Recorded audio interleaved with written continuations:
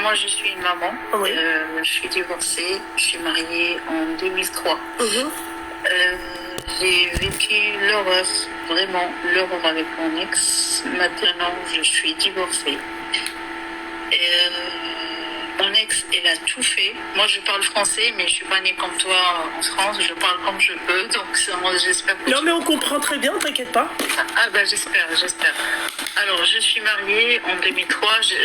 Il faut pas que je raconte tout parce qu'il y a beaucoup d'appels. Oui. Donc, je vais essayer de prendre l'essentiel. Donc, moi, mon ex-mari, je lui dis, avant de se marier, moi, je suis pas amoureuse de toi. Il m'a dit, oui, mais t'inquiète pas, tu vas m'aimer après le mariage. Et moi, j'ai toujours un exemple de mes parents. C'est quand on est au mariage, ma mère, elle n'a pas aimé mon papa. Et puis, ils sont mariés et voilà, on est 7 enfants. Donc, j'ai toujours cet exemple-là. Du coup, j'ai dit, allez, je vais faire comme ma mère. Et c'est ma mère, c'est un mariage arrangé. Et du coup, je suis rentrée en France. Tout beau, tout va bien. Tout beau, tout rose, tout va bien. Mais lui, c'est un mec de France, c'est ça? Non, c'est un mec qui est né à Fès, qui est né au Maroc. D'accord. Pas comme moi. Ouais. Et je suis rentrée.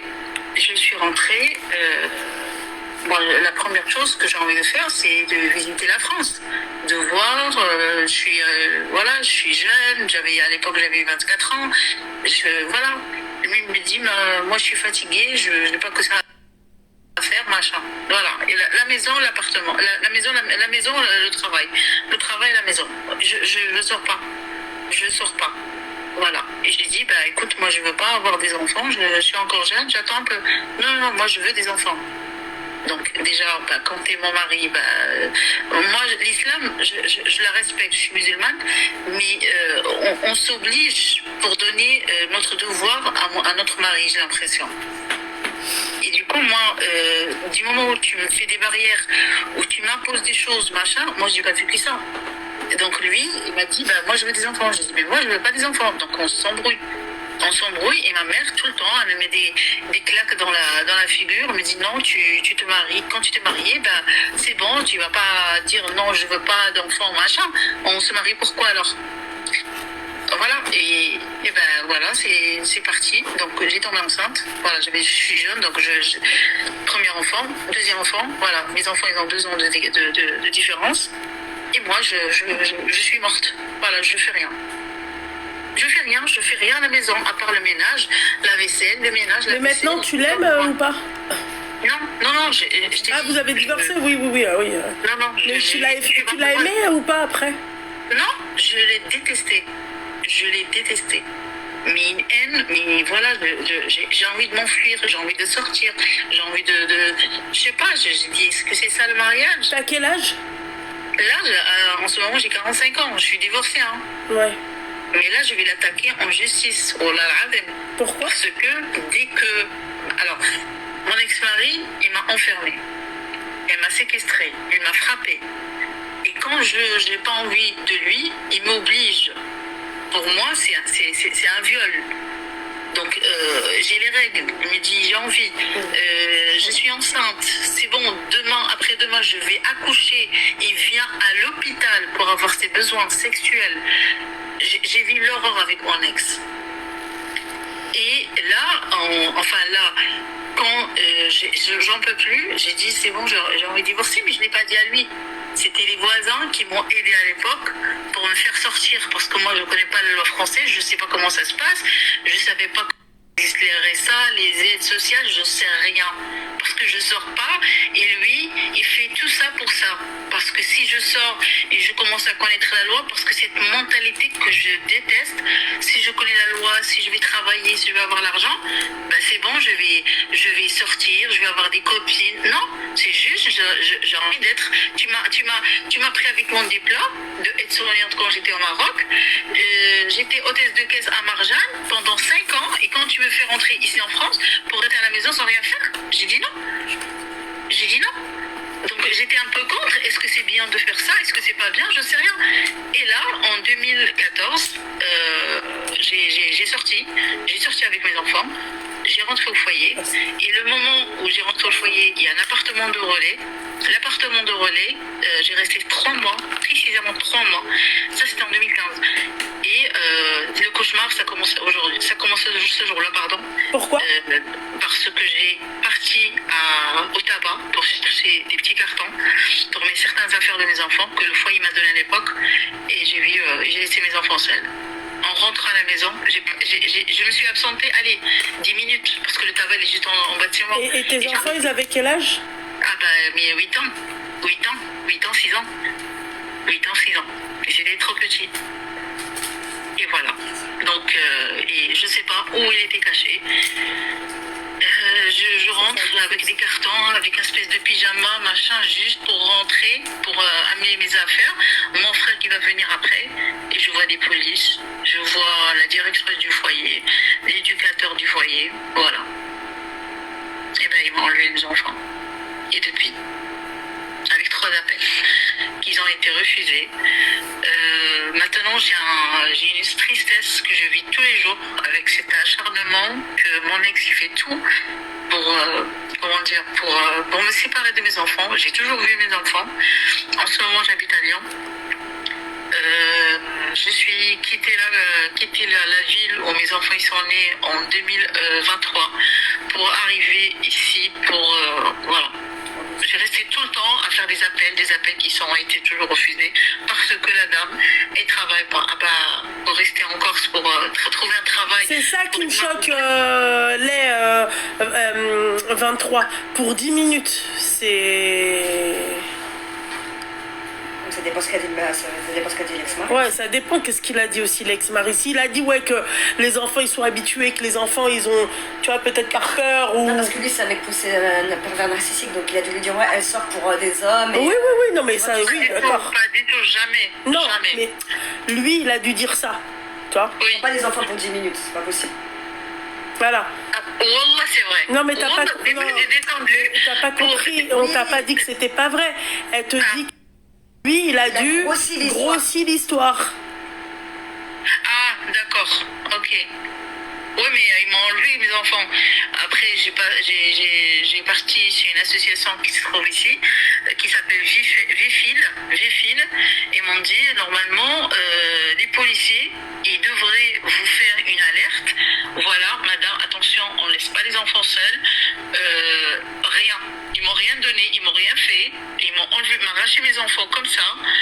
C'était un choc pour moi. Heureusement, je suis vivante.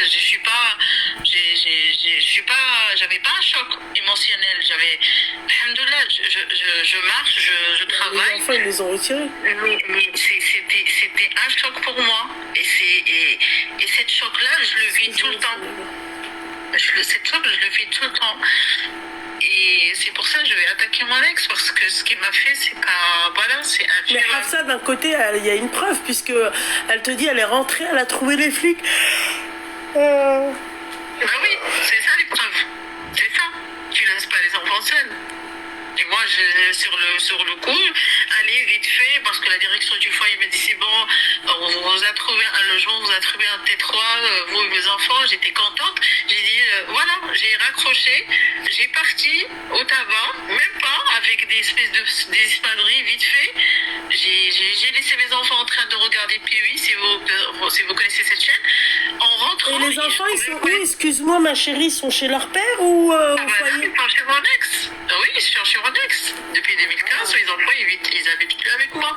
Je prends juste un week-end sur 2. J'ai toujours pris mes enfants, j'ai toujours en contact avec mes enfants. Là, la grande, elle a eu le bac cette année. Il va venir pour finir ses études. Mais voilà, mes enfants, il n'y a pas de culture ou machin. J'ai dit, tiens, je vais partir chez ma soeur parce que ma soeur, elle habite à Montréal. Jamais je quitte mes enfants pour n'importe où. Jamais. Et mon ex, il m'a fait bien, mais je me dis pourquoi ce mec il s'est marié avec moi? Pourquoi faire? Et moi en fait, ma chérie, le problème c'est pas ça, c'est que en fait il s'est marié en pensant que t'allais l'aimer. Là il se venge parce que tu l'as pas aimé. Là il se venge parce que tu es parti. Wallah, je l'ai dit. Wallah, j'ai dit, je suis pas amoureuse de toi, tu dois faire l'effort pour Oui, que mais- je t'aime. Ouais. Donc, il m'a dit, t'inquiète pas, tu vas m'aimer, tu vas voir quand on se marie. Donc, lui, il a l'habitude parce qu'il est déjà divorcé. Et c'est déjà divorcé à l'aveugle.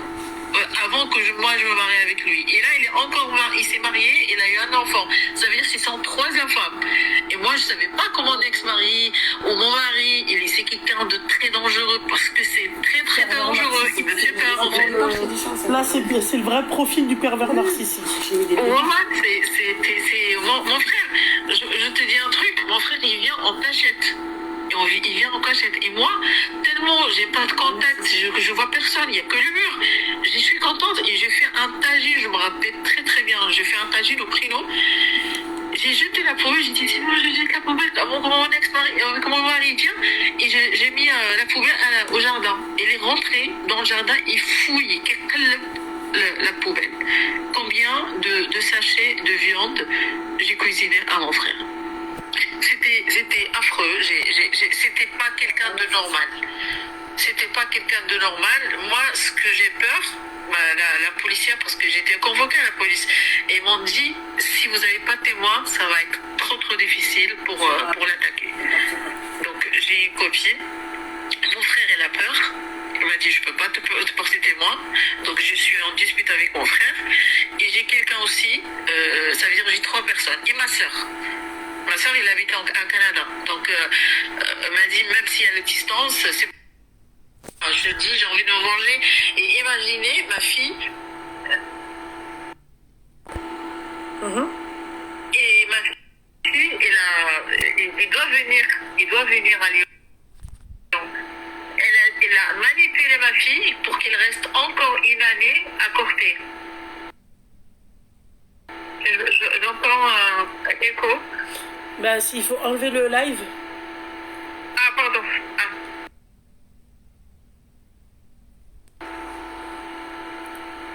Là? Oui, bah, normalement, non. Alors, il a manipulé la petite. Parce Mais que toi, la grande, maintenant, elle a t'as une 14 ans. situation ou pas? Situation de quoi? Tu travailles, tu... Oui, je suis salariée. Oui, je suis D'accord, salariée. ok. D'accord. Et je fais un beau métier, je m'en occupe que des personnes âgées. Ah, c'est bien, machallah, c'est bien. Voilà. Mais c'est pas une vengeance, c'est hadra, c'est voilà, mon ex-mari il me fait l'horreur, il m'a frappé, il m'a séquestré. Mais pourquoi, ouais, c'est vrai, pourquoi t'as attendu 10 ans pour porter plainte et tout? Pourquoi quand t'as divorcé, pourquoi t'as pas porté plainte? Pourquoi t'es... Alors, en 2008, j'étais partie sur une association qui se trouve en Corse. Ils m'ont dit, est-ce que vous êtes prête à sortir de chez vous? Moi, comme une conne, j'appelle ma mère. J'ai dit, écoute, moi, je peux pas rester avec ce monsieur, je peux pas rester ceci, je suis folle, je vais devenir folle, soit je vais suicider, machin. S'il te plaît, tu connais quand ta maman, il te supplie, machin, c'est bon, tu as une sorte de faiblesse, et j'ai resté. En 2008, j'étais encore mariée avec lui. En 2008. Là, si j'ai attendu tout ce temps-là pour que mes enfants, ils habitent plus avec lui.